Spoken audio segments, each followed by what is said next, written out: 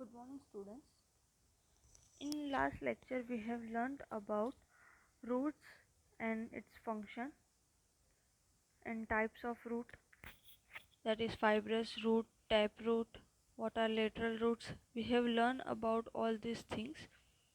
Now, we are going to learn about another part, that is flower. So, uh, you have seen many flowers on plants and their identity, we can say their identity of plant. uh, if you see it's a plant flower, then you can say that this is this plant or this plant. Okay, so it is best way to recognize.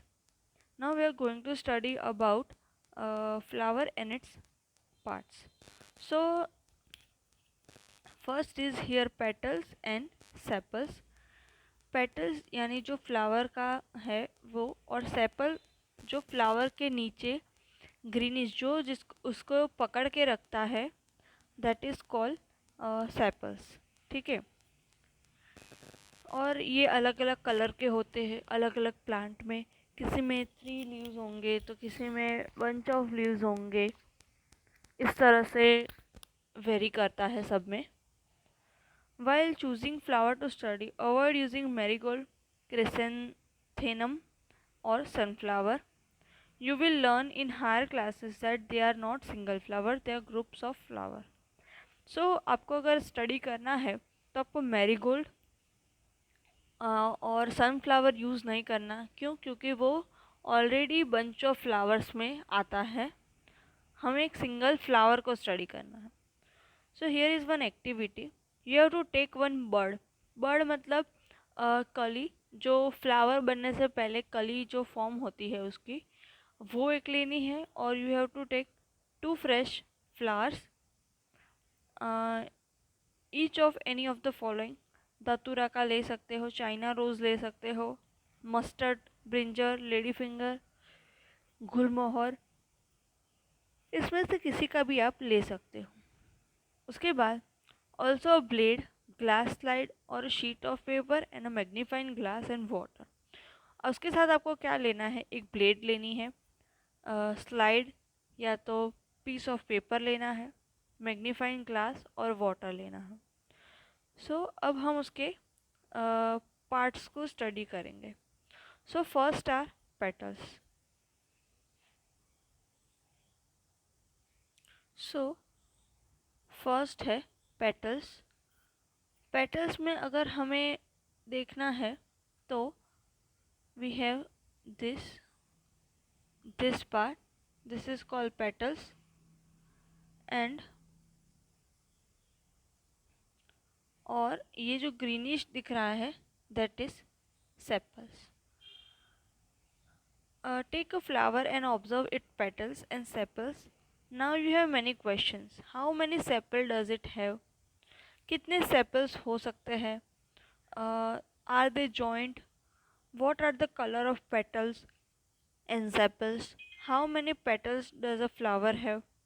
बहुत सारे आपको questions होंगे कि इसमें दिए गए हैं तो कितने सेपल्स कितने पेटल्स होंगे, तो सब में ये नंबर वेरी करता है। ठीक है, उसके बाद fill the table based on the observation, add observation to this table from a field trip to the locality where this plant with flowers, fill the last 2 columns. ये सब आपको नेक्स्ट पेज पे एक टेबल दिया है, उसमें fill करना है।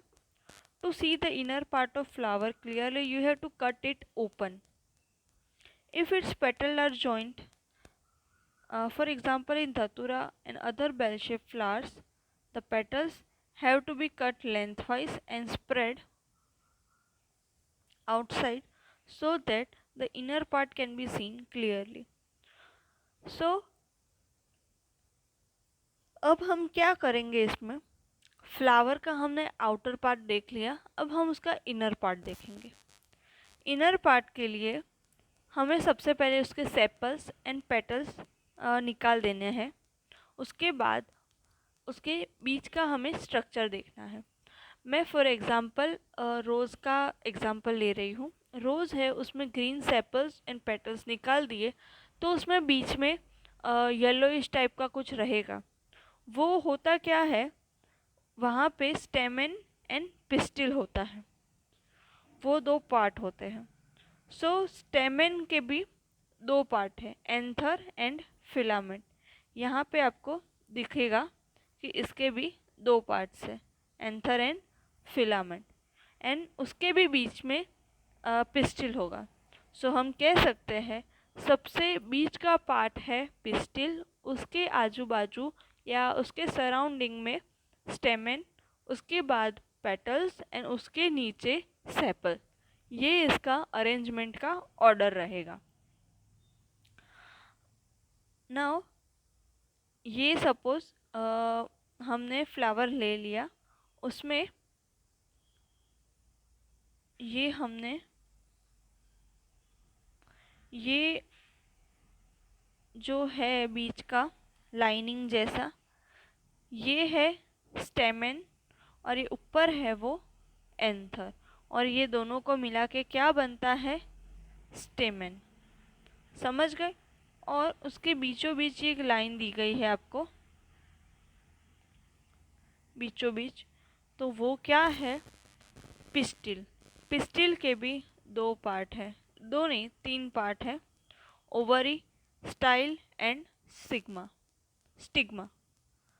सो यहाँ पे आपको पता चल गया स्टेमेन के, सबसे पहले स्टेमेन के पार्ट्स है फिलामेंट और उसके ऊपर एंथर, जिससे पॉलिनेशन होता है।